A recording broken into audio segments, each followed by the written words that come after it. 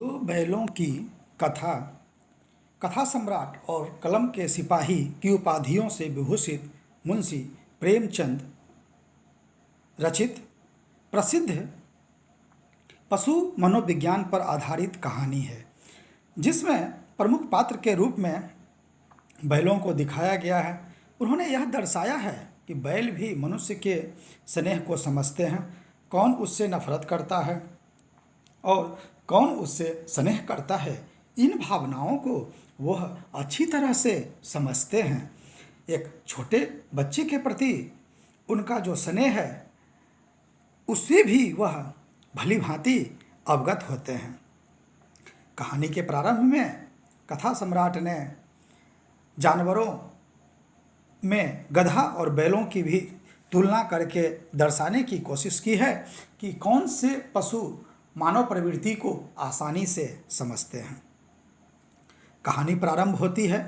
झूरी काछी के दोनों बैल के नाम थे हीरा और मोती। दोनों पछाई जाति के थे, देखने में सुंदर, काम में चौकस, डील में ऊंचे। बहुत दिन साथ रहते रहते दोनों में भाईचारा हो गया था।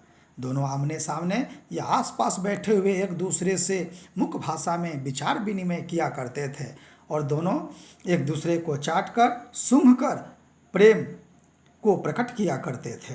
इस प्रकार दोनों के साथ में रहते रहते दोनों में अत्यंत आत्मीयता हो गई थी। दोनों में आत्मीयता इतनी थी कि जब एक खाता था तो दूसरा भी खाता था, जब एक खाना छोड़ता था तो दूसरा भी छोड़ देता था।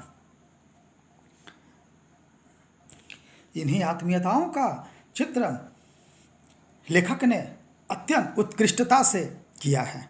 एक बार झूरी ने गोई को ससुराल भेज दिया। बैलों को क्या मालूम वे क्यों भेजे जा रहे हैं। मालिक ने उसे बेच दिया। अपना यूँ ही बेचा जाना उन्हें अच्छा न लगा और वे लोग अत्यंत असमंजस की स्थिति में उनके साथ चल पड़े।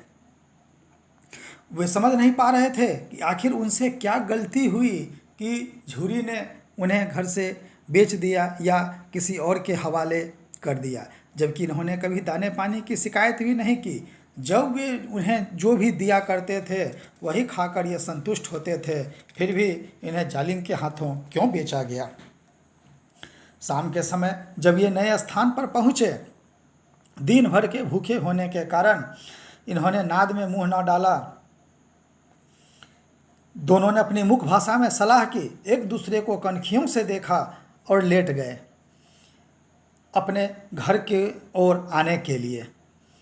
पर रस्सी काटना इतना आसान न था, फिर भी दोनों ने अपनी शक्ति से उसे तोड़ दिया और जब सुबह हुई, रात भर चलकर वह झूरी के पास आया। सुबह हुई, जब झूरी ने उसे अपने यहाँ देखा, उनके घुटनों तक पांव कीचड़ में भरे हैं, दोनों की आंखों में विद्रोह झलक रहा है।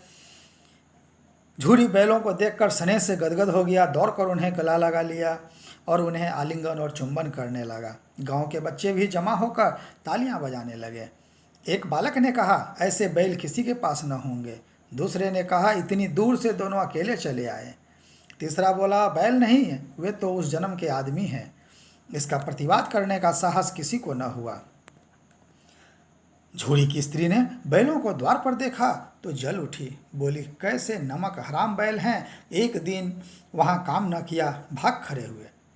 झूरी अपने बैलों पर आक्षेप न सुन सका। नमक हराम क्यों है, चारा दाना न दिया होगा तो क्या करते। स्त्री ने रोब के साथ कहा, बस तुम ही तो बैलों को खाना खिलाना जानते हो और तो सभी पानी पिला पिला कर रखते हैं। झूरी ने चिढ़ाया, चारा मिलता तो क्यों भागते। स्त्री चिढ़ी, भागे इसलिए कि वे लोग तुम जैसे बुद्धुओं की तरह बैलों को सहलाते नहीं, खिलाते हैं तो रगड़ कर जोतते भी हैं। और ये दोनों ठहरे कामचोर भाग निकले। अब इन्हें मैं भी खाना चोकर नहीं दूंगी। और इस प्रकार झूरी के कहने के बावजूद उसके नौकर ने उसे चोकर नहीं दिया।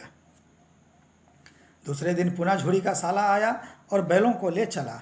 अब कि उसने दोनों को गाड़ी में जोता। 2 बार मोती ने गाड़ी को सड़क की खाई में गिराना चाहा, पर हीरा ने संभाल लिया। क्योंकि हीरा और मोती में हीरा ज़्यादा सहनशील था। इस प्रकार शाम में जब वो वहाँ पहुँचे तो उसने मोटी रस्सी से उसे बांध दिया और सूखी घास उसके सामने डाल दी। दोनों बैलों को लगा जैसे उन्हें जीवन में कभी ऐसा अपमान न हुआ था, फिर भी उन्होंने इस अपमान को झेला। दूसरे दिन गया ने बैलों को हल में जोता। इस पर दोनों जैसे पाँव न उठाने की कसम खा ली। वह मारते मारते थक गया, पर दोनों ने पाँव न उठाया। एक बार निर्दयी ने हीरा की नाक पर खूब डंडे जमाए तो मोती का गुस्सा काबू के बाहर हो गया और वह हल लेकर भागा।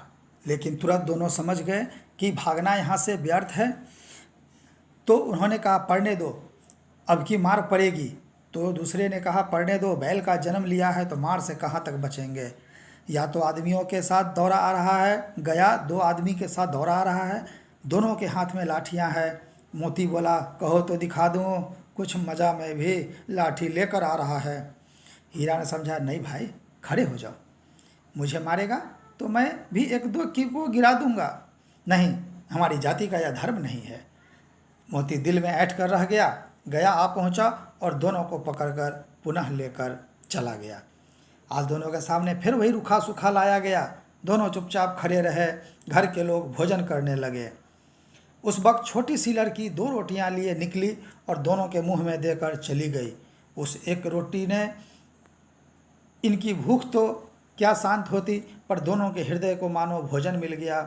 यहाँ भी किसी सज्जन का वास है। लड़की भैरों की थी, उसकी माँ मर चुकी थी, सौतेली माँ उसे मारती रहती थी, इसलिए इन बैलों से उसे एक प्रकार की आत्मीयता हो गई थी। दिन भर दोनों जोते जाते थे, डंडे खाते थे, शाम को थान पर बांध दिए जाते और रात को वही बालिका उन्हें 2 रोटियां खिला जाती। प्रेम के इस प्रसाद की यह बरकत थी कि 2-2 गाल सूखा भूसा खाकर भी दोनों दुर्बल न होते थे, मगर दोनों की आंखों में रोम रोम में विद्रोह भरा हुआ था। इस प्रकार एक दिन उन्होंने कहा कि अब यह अत्याचार हमसे बर्दाश्त नहीं होता, क्यों न हम लोग यहाँ से भाग चलें।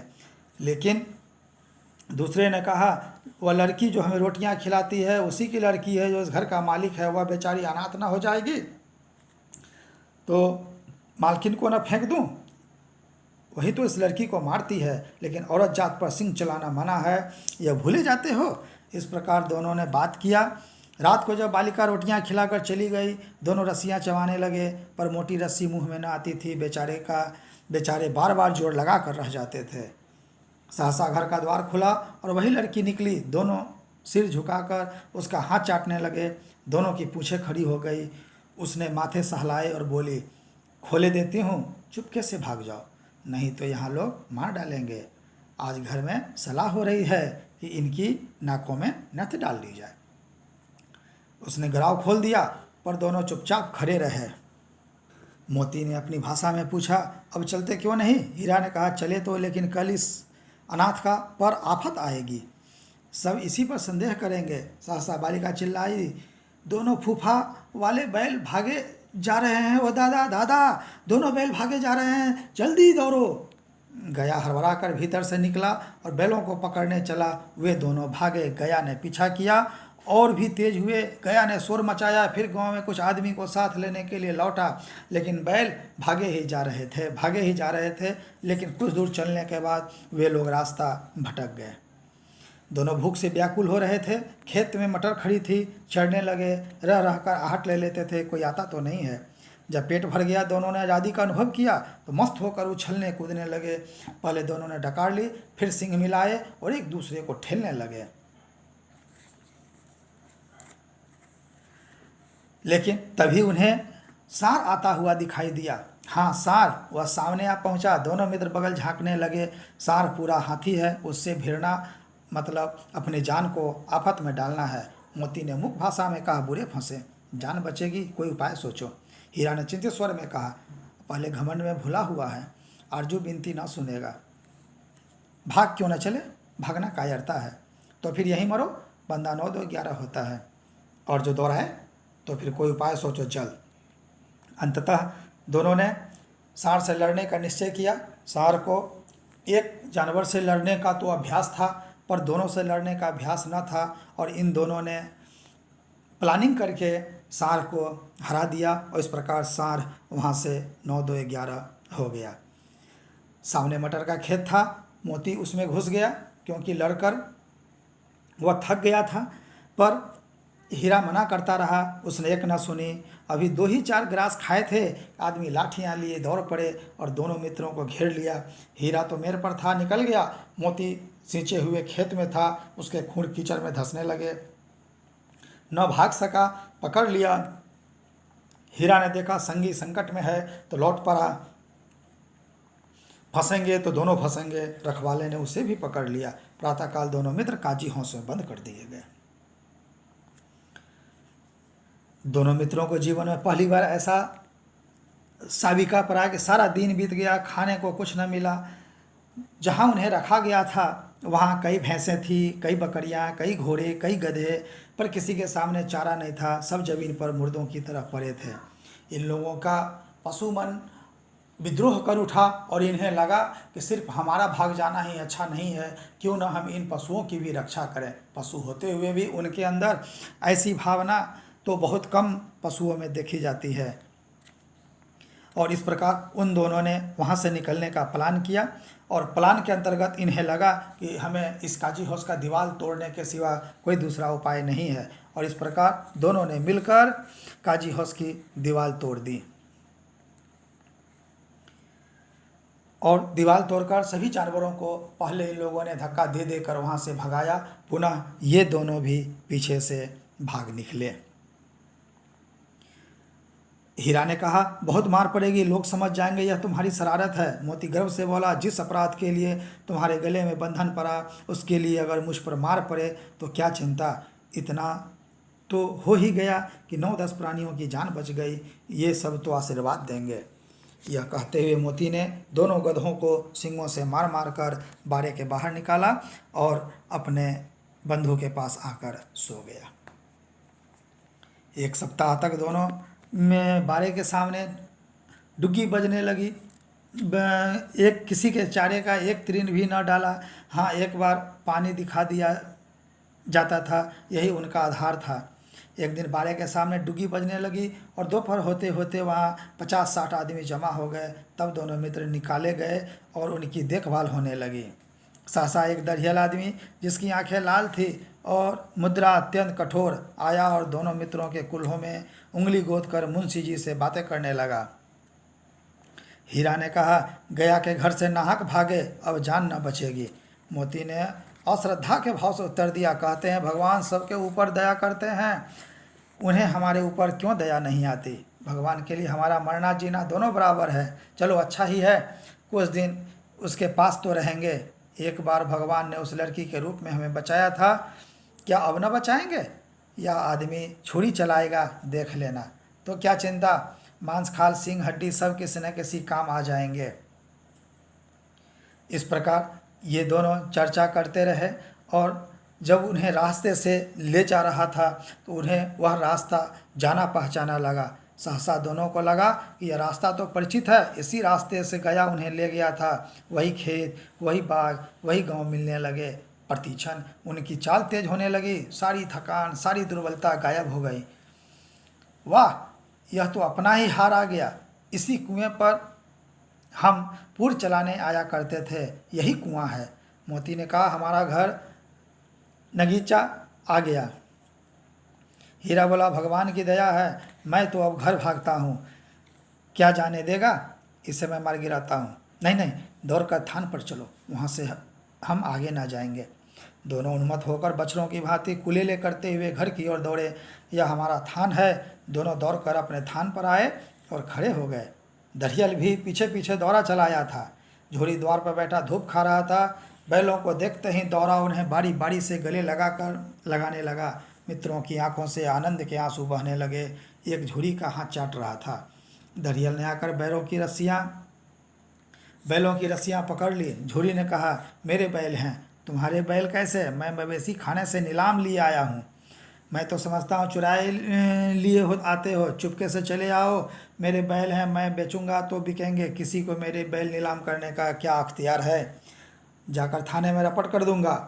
मेरे बैल हैं, इसका सबूत यह कि मेरे द्वार पर खड़े हैं। दरियल झल्लाकर बैलों को जबरदस्ती पकड़ ले जाने के लिए बढ़ा। इसी वक्त मोती ने सींग चलाया। दरियल पीछे हटा, मोती ने पीछा किया। दरियल भागा, मोती पीछे दौड़ा। गांव के बाहर निकल जाने पर वह रुका, पर वह दरियल का रास्ता देख रहा था। दरियल बहुत दूर खड़ा धमकियां दे रहा था, गालियां निकाल रहा था, पत्थर फेंक रहा था, और मोती विजय सूर्य की भांति उसका रास्ता रोके खड़ा था। गांव के लोग यह तमाशा देखते थे और हंसते थे। जब दरियल हार कर चला गया तो मोती अकड़ता हुआ बोला। हीरा ने कहा, मैं डर रहा था कि कहीं तुम गुस्से में मार न बैठो। अगर वह मुझे पकड़ता तो मैं बेमारे न छोड़ता। अब ना आएगा तो दूर ही से खबर लूँगा, देखूँगा कैसे ले आता जाता है। जो गोली मरवा दे मर जाऊँगा, पर उसके काम तो ना आऊँगा। हमारी जान तो कोई जान ही नहीं समझता, इसलिए तो हम इतने सीधे हैं। जरा देर में नादों में खली, भूसा, चोकर और दाना भर दिया गया और दोनों मित्र खाने लगे। झोरी खरा दोनों को सहला रहा था और 20 लड़के तमाशा देख रहे थे। सारे गांव में उत्साह सा मालूम होता था। उसी समय मालकिन ने आकर दोनों के माथे चूम लिए। इस प्रकार प्रेमचंद रचित इस कहानी को जब हम लोग पढ़ते हैं तो यह निष्कर्ष निकलता है कि इसमें पशु मनोविज्ञान की स्थिति पर पूर्णतः प्रकाश डाला गया है। किस प्रकार बैलों को झोरी स्नेह करता है और जब यह दूसरे के यहाँ जाते हैं तो वह स्नेह उन्हें नहीं मिलता है, तो यह काम करना नहीं चाहते हैं। भोजन पशुओं के लिए उतना मायने नहीं रखता है जितना कि उनके प्रति किया हुआ स्नेह मायने रखता है। इसलिए पशु भी स्नेह के भूखे होते हैं। वही जब विभिन्न प्रकार की समस्याओं को झेलते हुए भी जब झूरी के पास आते हैं और झूरी के स्नेह को पाते हैं तो वह बैल अपने खरीदार के प्रति सींग तान कर खड़े हो जाते हैं। यह कहानी हीरा मोती के माध्यम से लेखक हमें यह दर्शाने की कोशिश करते हैं कि हमें भी अपने इर्द गिर्द के पशुओं के प्रति स्नेह रखना चाहिए। अगर हम उनके प्रति स्नेह रखते हैं तो निश्चित रूपेण वह भी हमारे प्रति अपने अंतिम समय तक वफादारी निभाते हैं। आपने सब्सक्राइब कर लिया होगा, बेल आइकन दबा लिया होगा ना, तो दबा लें ताकि आपको अन्य महत्वपूर्ण कहानियाँ भी समय पर उपलब्ध हो सके।